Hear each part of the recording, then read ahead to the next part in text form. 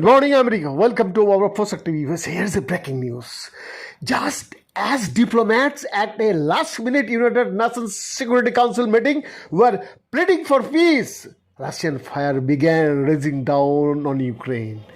On a hunting night marked by an address from Ukrainian President Vladimir Zelensky that felt like a eulogy for a democracy. Decades of peace between nations on the European landmass ended with a loud blast in multiple Ukrainian cities. Within hours, live stream video showed a column of military vehicles streaming into the country from Belarus, where Russian troops had been massed, and thunderous explosions soon boomed over the capital Kyiv as units silenced the world, hurling and dangerous new crisis for a world already rocked by turmoil. President Vladimir Putin's long-feared assault will reverberate far beyond Russia and its democratic neighbor. It will bring consequences, including painful spikes in already high gas prices for Americans struggling to navigate out of a once-in-a-century pandemic. And it may rekindle a cold war that had once seemed a relic of history, creating a precarious new standoff between the US and Russia. The world's largest nuclear power President Joe Biden will unveil the most punishing set of sanctions ever imposed against Russia when he addresses the nation later Thursday. Invasion has begun. Anton, an advisor of Ukraine's interior minister, told reporters, describing missile strikes on airfields and military headquarters in Kyiv. As reported, teams on the ground witnessed blast and artillery fire elsewhere, the start of a conflict the US has warned could cost thousands of civilian lives.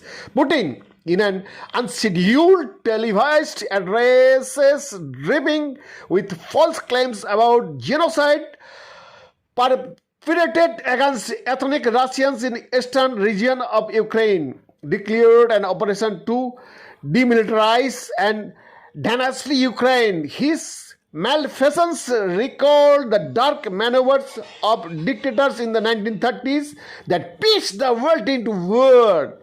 His reference to Nazis raised the idea of political purges and suggested a mindset seemingly verging on paranoia. It was a surreal moment when a leader traumatized and abased by the collapse of the Soviet Union, which he witnessed as a rank and file KGB officer in former East Germany, launched a battle to average forces of history and erase the freedoms and democracy of a people of an independent Soviet nation. Ukraine is a former Soviet republic that went its own way after the collapse of communism and gave up nuclear weapons in exchange for now violated security guarantees from Moscow.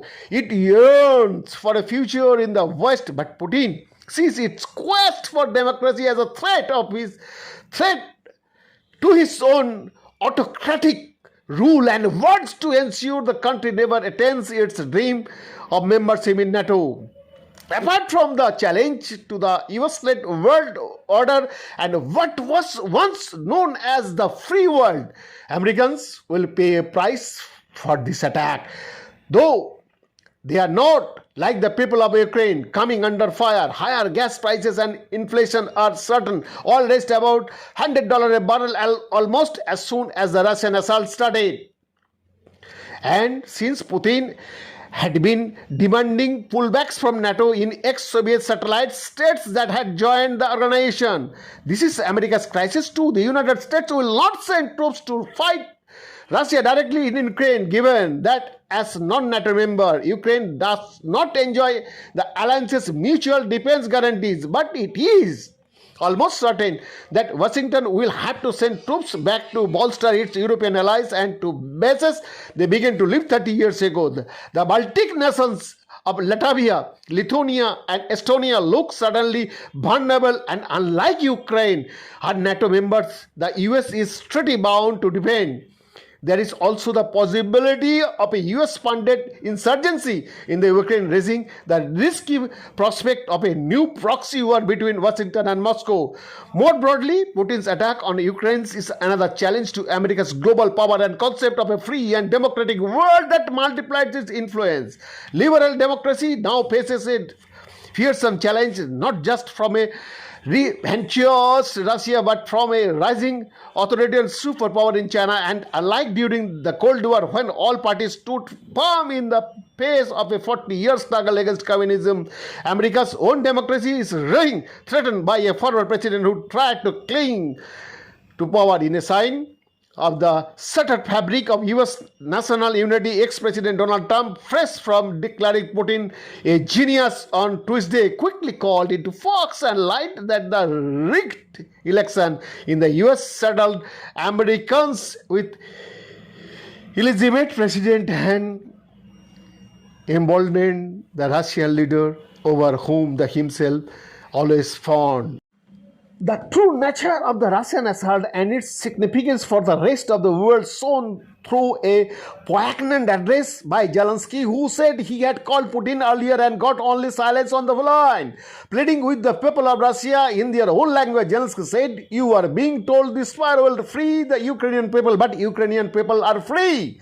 The Ukrainian president, a former comedian now charged with narrating a national tragedy, told Russians, "We want to determine our history by ourselves in peace, calm, and honesty." And in a chilling aside, hours before guns again rang out over a continent stained with the blood of millions lost in torrents, Zelensky noted the lesson that localized battles really stay that way in a region caused by history, a point underscored by the tens of thousands of US graves in Europe and from two world wars.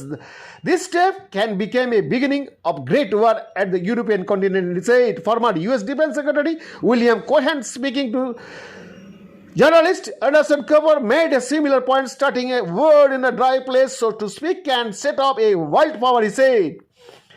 The extent and the duration of the operation, led by tens of thousands of Russian troops massed around Ukraine, is not yet certain, but its purpose is clear. One autocratic Russian leader has made the choice to deprive millions of Ukrainians of their right to make their own decision about their country and its future. Their obvious preference is not to be ruled by Russia. A senior US official familiar with the latest US intelligence said that the early assessment was that this was the start of the full Russian invasion long predicted by the United Nations and United States too. Putin has long chafed against what he sees as disrespect from America following the Cold War and NATO eastern expansion to encompass ex-Soviet allies like Poland, Romania, and Hungary. This explains why the conflict might be located in Ukraine, but it is also a broader challenge to Washington. In the early log of war, it is too early to tell the extent of resistance the Russians would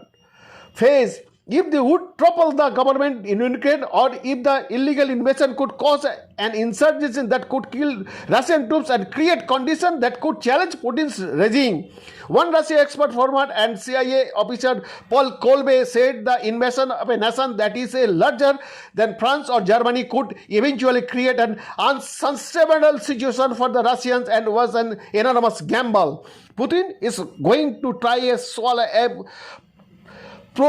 Carford here. It is going to be hard for the Russian bear to the digest.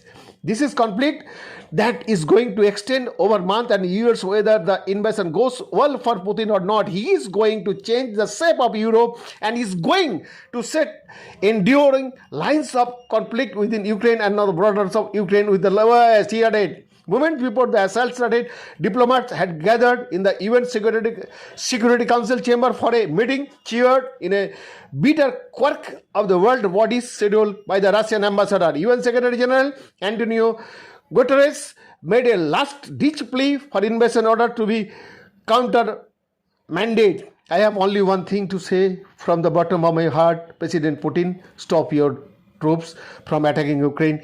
Give peace a chance. Too many people have already died. It was already too late. BN Das report for Shakti USA.